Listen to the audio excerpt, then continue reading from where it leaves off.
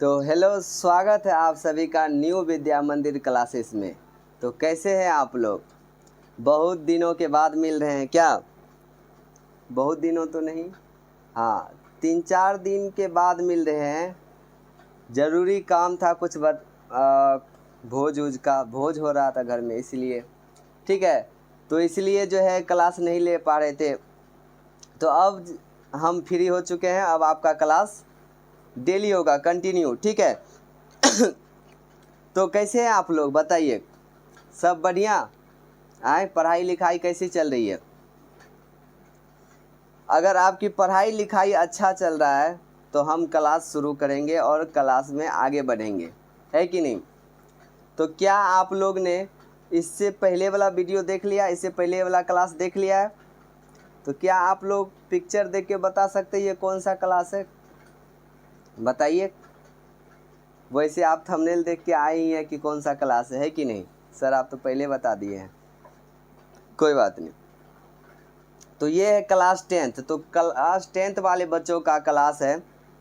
तो class 10th में जितने भी बच्चे हैं उन सभी को हम बता देना चाहते हैं कि आपको यहाँ पे पूरा सिलेबस साइंस का कराया जाएगा, पूरा सिलेबस। तो आप बशर्ते हमारे इस चैनल से जुड़िए। हमारा नहीं, आप ही का चैनल है। आप अपने इस चैनल से जुड़ें और डेली पढ़ें और डेली का डेली लिखें भी। जो बात हम अंडरलाइन करते हैं, हाईलाइट करते हैं, उसको लिखें, ठीक है। और जो डाउट होता है, बार बार बोलते हैं कि आप कमेंट में पूछिए, ठीक है। जो समझ में नहीं आता है पूछिए। और ये भी बताएं कि अगर आपको क्लास कितने मिनट का चाहिए वो भी पूछिए, ठीक है। तो चलिए क्लास को हम स्टार्ट कर देते हैं। तो इससे पहले वाला अगर कोई क्लास नहीं देखा है तो क्लास देख लीजिए और उसके बाद इसमें आइए। तो इससे पहले वाला जो क्लास था उसमें हम अमीबा के बारे में पढ़ चुके थे। अमीबा में पाचन कैसे होता है, अमीबा में भोजन का पाचन कैसे होता है और भोजन का अंतःग्रहण और भोजन का बहिष्करण भी कैसे होता है। ये सब हम पिछले क्लास में पढ़े कि अमीबा भोजन कैसे करता है, उसके में भोजन पचता कैसे है और वो भोजन पचा हुआ भोजन मल के रूप में बाहर भी निकाल देता है। तो उसका शरीर एक कोशिका का है, लेकिन वो इतने सारे कार्य कर रहे हैं, कैसे कर रहे हैं ये जानने के लिए आपको इससे पीछे वाला क्लास देखना होगा, ठीक है। तो चलिए अब हम अमीबा वाला क्लास पीछे हो चुका है तो अमीबा से आगे बढ़ेंगे, ठीक है। तो चलिए ये सब हो चुका है। तो आज स्टार्ट होगा पैरामीशियम। क्या स्टार्ट होगा? पैरामीशियम।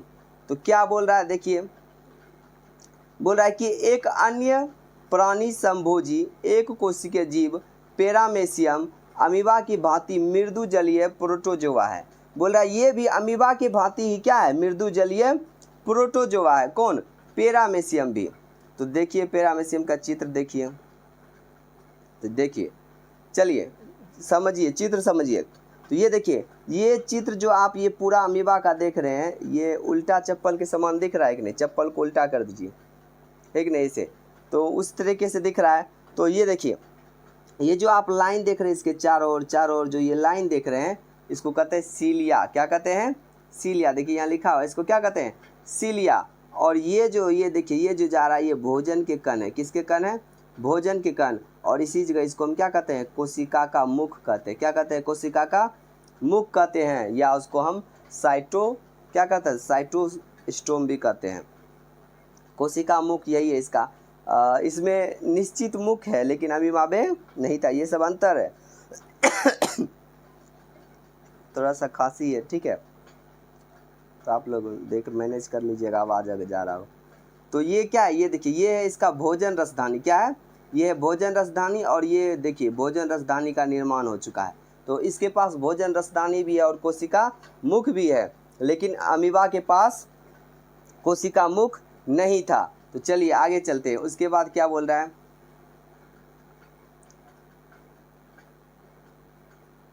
चैप्टर का क्या नाम है बताइए? क्या आप लोग चैप्टर का नाम भूल गए क्या? चैप्टर का नाम याद रखना, जैव प्रक्रम यानी पोषण। जैव प्रक्रम हमारे चैप्टर का नाम है कि नहीं? तो चलिए, बोल रहा है परंतु इसका आकार क्या होता है? निश्चित होता है। पैरामीशियम का आकार निश्चित होता है और अमीबा का आकार निश्चित नहीं होता है। हमको रिलेट करके पढ़ना है। जब आप किसी चीज़ को रिलेट करके पढ़ते हैं ना, पीछे वाले टॉपिक से जोड़ जोड़ के उसको जब आप पढ़ते हैं तो आपको जो है वो बहुत ही अच्छे से समझ में आता है और याद जो है आपको 50-40% जो है वही क्लास में याद हो जाएगा, क्योंकि आप उससे पीछे से उसको जोड़ के पढ़ रहे हैं। ठीक है, तो देखिए अमीबा का आकार जो था अनिश्चित था, लेकिन पैरामीशियम का आकार निश्चित है। ठीक है, तथा इसके शरीर का जो प्रचलन अंग है वो क्या है? सीलिया है। क्या है?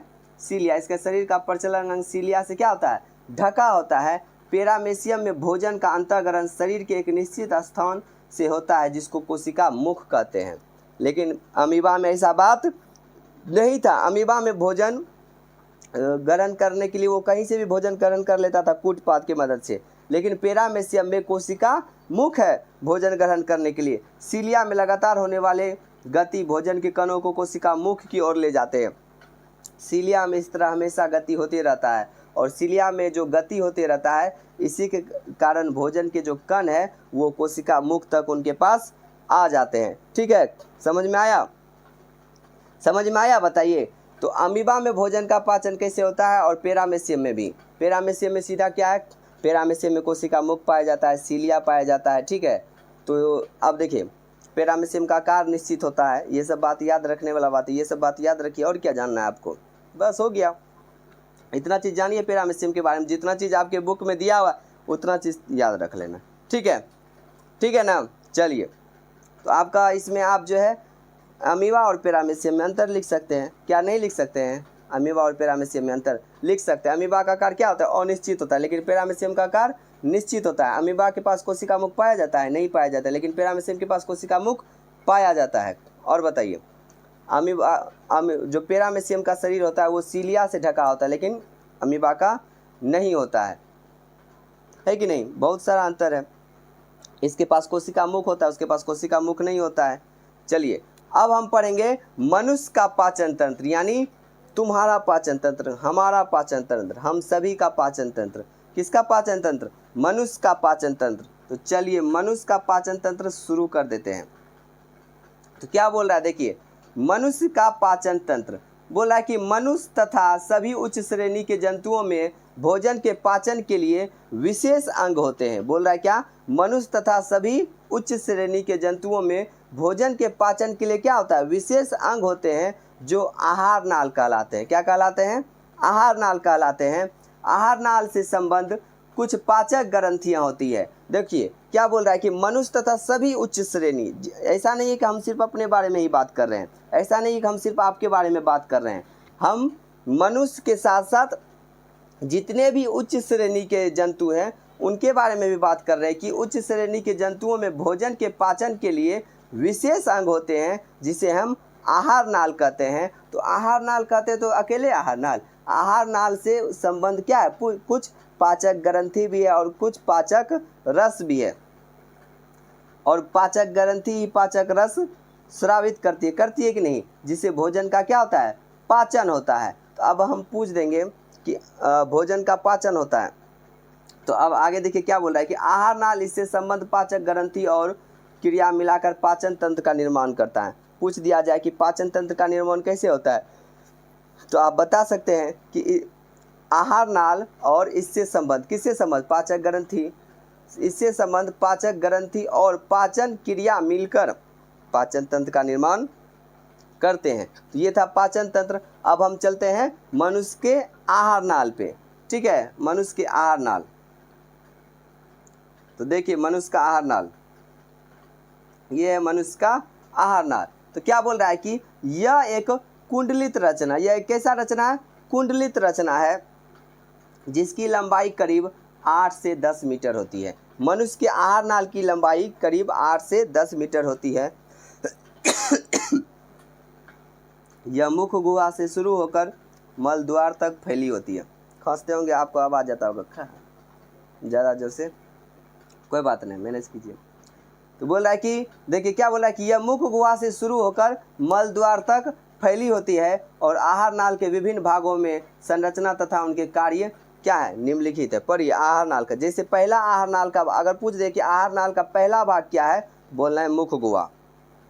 तो देखिए क्या बोल रहा है कि मुख्य गुहा आहार नाल का पहला भाग है। मुख्य गुहा आहार नाल का पहला भाग है। यह ऊपरी तथा निचले जबड़े से घिरी होती है। ये ऊपरी तथा निचले जबड़े से क्या होता है, घिरा होता है। मुख्य गुहा को बंद करने के लिए, मुख्य गुहा को बंद करने के लिए दो मसल होठ होते हैं। मुख्य गुहा में जीभ तथा दांत होते हैं। आपको पूछ दिया जाए कि मुख्य गुहा के बारे में लिखना है, तो आप सबसे पहले लिख सकते हैं कि मुख्य गुहा आहार नाल का पहला भाग है। उसके बाद लिख सकते हैं कि यह ऊपरी तथा निचले जबड़े से क्या होता है, घिरा होता है। और लिख सकते हैं कि मुख्य गुहा के अंदर क्या होते हैं, जीभ भी होते हैं, दांत भी होते हैं। और मुख्य गुहा को बंद करने के लिए दो क्या होती है, मसल्स, होठ भी होते हैं। ठीक है, जो मुख्य गुहा को बंद करते हैं। तो अब आगे चलते हैं। बोला है कि जीभ जो है मुख्य गुहा के फर्श पर स्थित एक क्या है, मसल रचना है। इसका अगला सिरा स्वतंत्र तथा पिछला सिरा फर्श से जुड़ा रहता है। जीभ का जो अगला सिरा होता है वो स्वतंत्र रहता है, तब ना तुम टपर टपर बोलता है। और जो पिछला सिरा होता है वो फर्श से जुड़ा हुआ रहता है।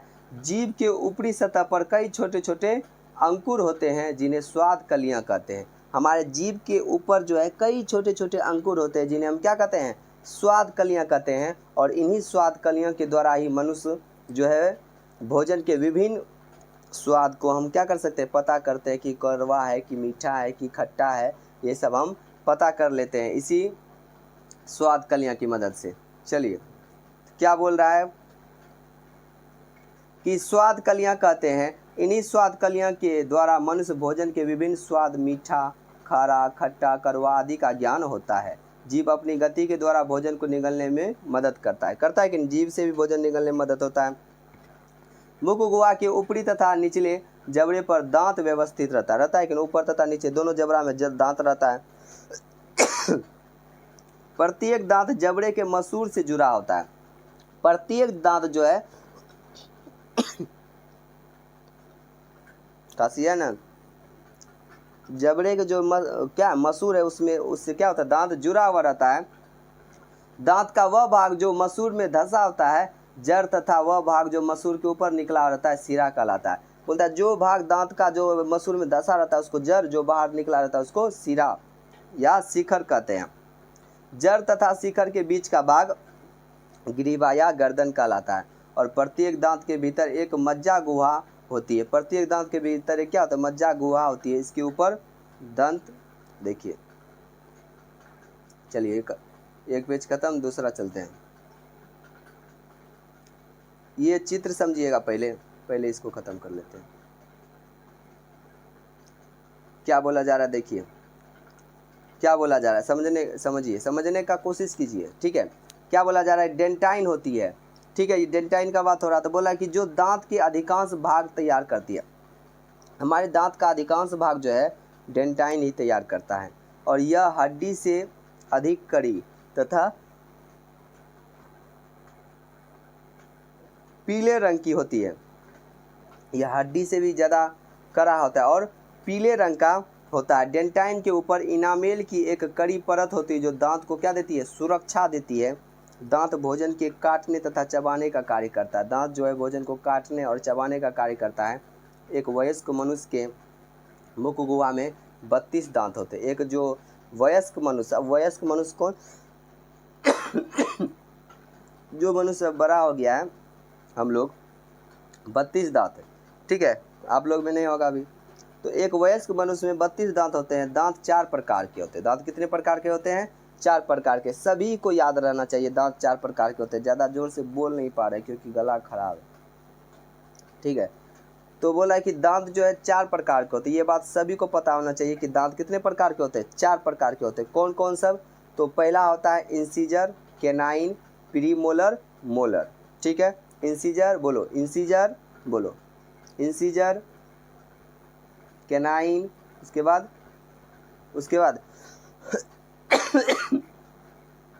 प्रीमोलर, उसके बाद मोलर। एक साथ बोलो अब, इंसीजर, केनाइन, प्रीमोलर, मोलर। बात खत्म। Incisor, canine, premolar, molar. ठीक है, 3-4 बार बोलो, इंसीजर, केनाइन, प्रीमोलर, मोलर। याद हो गया? चलिए ठीक है। तो हिंदी में जो होगा वो क्या बोलेगा, कतरनक, भेदक, अग्रचवर्णक, चवर्णक। बोलो, कतरनक, बोलो कतरनक, बोलो रे कतरनक, भेदक, अग्रचवर्णक, चवर्णक। ठीक है, 2-3 बार बोलो कतरनक, भेदक, अग्रचवर्णक, चवर्णक। ठीक है, याद हो गया। तो चलिए अब हम जो है इस चित्र को एक बार देखते हैं। किसका चित्र है रे, कौन है ये? चलिए ये देखिए, ये हम ही लोग के तरह कोई होगा, है कि नहीं? ये तो आप समझ ही रहे हैं, मुंह है, नया पता है मुंह। और हमारे मुंह के जो ऊपर होता है ये लार ग्रंथि होता है। कितना क्या होता है? लार ग्रंथि। हम लार ग्रंथि के बारे में ही पढ़ेंगे। एक काम करें क्या, सारा चीज़ पढ़ के फिर चित्र पे आए, एक बार देख लीजिए। लार ग्रंथि, उसके बाद ये क्या है? ट्रेकिया है। उसके बाद ये क्या है? ग्रास नली है। ये क्या है? डायफ्राम है। डायफ्राम क्या करता है? फेफड़ाम रहता है, जैसे फूलता है, रिलैक्स डायफ्राम। उसके बाद ये यकृत है। उसके बाद पित्त की थैली यहाँ पे है, ये। उसके बाद छोटी आंत ये है, ये बड़ी आंत है, ये अपेंडिक्स है। ठीक है, यहाँ है बहुत खांसी है सर जी आपको। ये रेक्टम है, अपेंडिक्स यहाँ है। इसके बाद ये क्या है? कोलन है, ये अग्नाशय है, ये अमाशय है, ये प्लीहा है। ठीक है, तो आप समझ जाए। नहीं, बंद कर दे क्लास क्या रे? क्या करेगा, खांसी है, खांसी। अब दही खा लिए थे सर जी क्या? दही नहीं खाए हैं रे, ऐसे हो गया है, क्या करे, पहले से था। चलिए क्या बोला जा रहा है कि ऐसा नहीं करने पर बैक्टीरिया दांतों के भीतर, क्या बोला है पहले यहाँ पूरा पढ़िए। दंत अस्थिक्षय, हम दंत अस्थिक्षय नहीं पढ़े थे, तो देखिए दंत अस्थिक्षय क्या है। दंत अस्थिक्षय मतलब दांत जो हमारा क्या होते जा रहा है? खत्म होते जा रहा है। दांत हमारा क्या होते जा रहा है? खत्म होते जा रहा है। तो पहले दंत अस्थिक्षय पढ़ लेते अच्छे से। बोला जब हम कोई मीठा चीज़ या जैसे मिठाई, चॉकलेट, आइसक्रीम आदि खाते हैं तथा खाने के बाद अपनी दांतों को अच्छी तरह से साफ नहीं करते हैं। खाया चॉकलेट, दांत साफ नहीं करेगा, का है स्वाद चल जाएगा सर। चॉकलेट खाए थे हम, कोई चीज़ मीठा चीज़ खाते हैं, चॉकलेट खाते हैं, आइसक्रीम खाते हैं, तो खाने के बाद हम जो है अपने दांतों को अच्छी तरह से साफ नहीं करते हैं, जिससे क्या होता है हमारे दांत में वो चिपक के रह जाता है। और उसके बाद उसमें तो शक्कर रहता ही है, शुगर रहता ही है, तो उसमें क्या होता है? बैक्टीरिया पनप जाता है, जो कि रासायनिक क्रिया करके क्या बना देगा? अम्ल बना देगा। बैक्टीरिया क्या बना देगा? अम्ल बना देगा। और अम्ल बनाएगा तो अम्ल दांत की बाहरी कड़ी परत को क्या कर देगा? नरम। क्या कर देगा? नरम कर देगा। उसके बाद धीरे धीरे क्या होगा? उस स्थान पे छेद हो जाएगा, छिद्र हो जाएगा। और जैसे उस स्थान पे छिद्र हो जाएगा, यही कारण क्या कहला जाएगा? दंत का अस्थिक्षय कहला जाएगा। ठीक है, दंत अस्थिक्षय बस खत्म हो जाएगा। उसके बाद क्लास खत्म होने वाली है। जय श्री राम। तो ठीक है, वो क्या कहलाता है? दंत अस्थिक्षय कहलाता है। तो देखिए क्या हो गया, तो समझने का कोशिश कीजिए। बोला कि बैक्टीरिया तथा भोजन के महीन कण दांत से चिपक कर एक परत का निर्माण करते हैं। किसका निर्माण करते हैं? एक परत का निर्माण करते हैं। जब इसे अच्छी प्रकार से साफ नहीं किया जाता है, तब यह दांतों पर एक अस्थायी परत बना देती है। यह परत दंत पलक कहलाती है। वही जो खाते गया, दांत साफ नहीं किया, तो वो अस्थायी परत का बन जाता है, और वो क्या कहलाता है? दंत पलक कहलाता है। जो पुड़िया खाता है उसका दांत देखना। इसीलिए भोजन के बाद दांतों को नियमित रूप से अच्छे दंत मंजन से साफ करना चाहिए। समझ में आया? मुँह धोया है आज रे? बोलो, मुँह धोया है? चलो इतना ही पढ़ना है आज। उसके बाद तो बोल रहा है कि ऐसा नहीं करने पे क्या होगा? ऐसा नहीं करने पर बैक्टीरिया दांतों के भीतर प्रवेश कर जाएंगे और जड़ तक पहुंच जाएंगे। इससे दांत क्या हो जाएंगे? संक्रमित हो जाते हैं, जिससे दांतों में दर्द होने लगता है। ठीक है, समझ में आया? खांसी ज़्यादा हो रहा है, थोड़ा सा देख लीजिएगा, बोलिएगा सर आप क्लास में खांसिए रहे तभी से, पढ़ा कहाँ रहे। अब देखिए इससे हमारे दांत क्या हो जाते हैं, संक्रमित हो जाते हैं और हमारे दांत में क्या होने लगता है, दर्द होने लगता है। तो बोला मनुष्य के मुख गुहा में 3 जोड़ी लार ग्रंथि पाई जाती है। मनुष्य के मुख गुहा में कितनी जोड़ी लार ग्रंथि पाई जाती है, 3 जोड़ी। कौन कौन से, पेरोटिड ग्रंथि, उसके बाद सब मैंडिबुलर लार ग्रंथि और सब लिंगुअल लार ग्रंथि। 2-3 बार बोलना है, बोलो पेरोटिड, सब मैंडिबुलर और सब लिंगुअल। पेरोटिड, बोलो पेरोटिड, सब मैंडिबुलर, सब लिंगुअल लार ग्रंथि लगा देना। पेरोटिड ग्रंथि, सब मैंडिबुलर लार ग्रंथि और सब लिंगुअल लार ग्रंथि, ये 3 नाम है। 3 नाम आप पहले याद रखिएगा, उसके बाद हम अगले क्लास में इसके बारे में बस अब आपका नाम ही याद रखना, उसके बाद हम अगले क्लास में पढ़ेंगे इसके बाद, ठीक है। अब हम इससे आगे अगले क्लास में पढ़ेंगे। तो आप लोग देख ही रहे कि सर्दी खांसी होने के बाद भी पढ़ा रहे हैं, ठीक है। ये लेकिन क्लास खांसते रह गए क्या, हम ज़्यादा खांसने लगे। तो अगर हमको खांसी है फिर भी हम क्लास कर रहे हैं, क्लास ले रहे हैं, आपको पढ़ा रहे हैं, तो आप स्वस्थ हैं फिर भी क्लास क्यों नहीं कर रहे हैं। तो आप क्लास कीजिए, ठीक है। मुसीबत ऐसे ही आते जाते रहता है कि नहीं, हमारे जीवन का क्या है, साथी है, ठीक है। वो आएगा ही, और वो आएगा तो ज़रूरी है वो तुम्हारे साथ ही रहेगा, वो जाएगा भी। जो आया है उसको जाना है ही, ठीक है। तो आप बस अपना मेहनत करते रहिए और बाकी सब अच्छा ही होगा, ठीक है। तो हंसते रहिए, मुस्कुराते रहिए और खूब मन लगाकर पढ़ते रहिए, ठीक है, ठीक है, पढ़ते रहिए।